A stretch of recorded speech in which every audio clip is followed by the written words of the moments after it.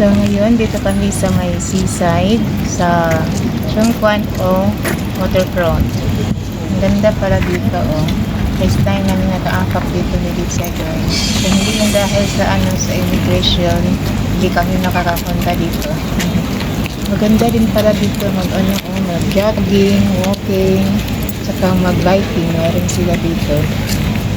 Then tapos dito naman banda is under construction pa yun siya guys.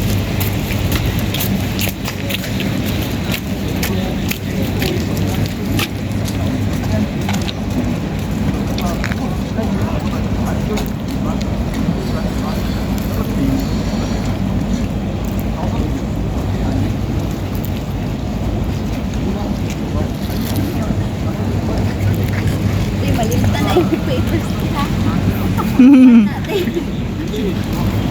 Wala makuha.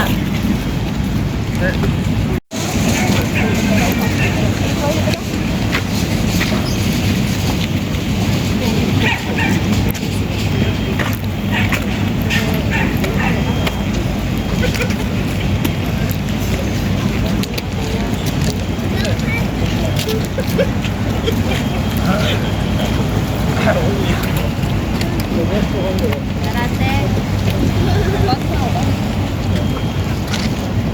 Hai đĩa có thao thao hả? Có nhưng mà không học được.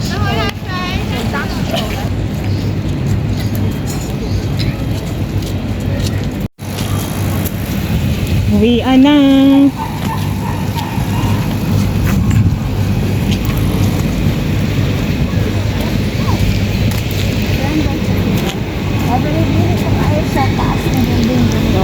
Dili kayong makatagas. Tama lang. Sige, mga 30 ra siguro na sila. 30 floor. Or wala ra siguro na niabot ang 30 floor, no? Wala. Mga 20s ra siguro na. Kaya kuhaan lang sa ubos.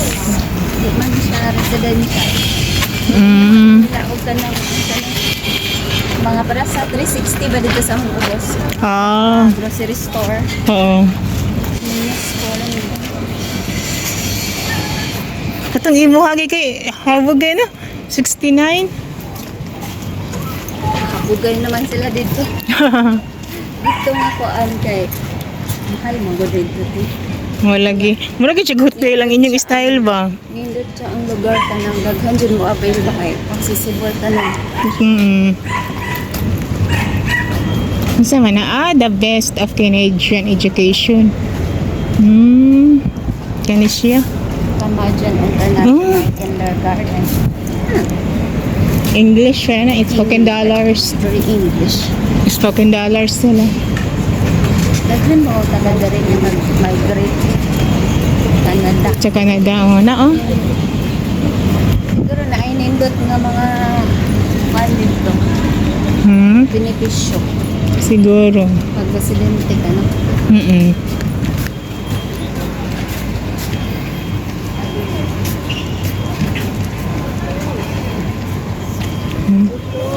Biyaan na ang mga bike dito Ang cute ang bike ko. I don't like. Didi. Didi loko bike daw. Kanang akong alaga bitaw ang pinakabunso bitaw dates.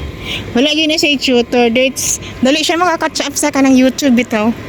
Tapos yung pag-pronounce sa mag-English na siya manindot. Nindot lang gud na sila kanang kan-on sa mga cartoons lang okay. Nindot man ang English. Pero abi tanyo kanang lahi ra siya sa iyang duking suon nga maguwang niya. Siya mo'y kuan. Akong kan say smart gid siya nga bata. Sa tuyo nila siya mo'y pinaka-smart. Pansin man na nimo ma-observe man ka kung sa siya kakuan. Labi na ganag bitang magkuan ng English bitaw dates.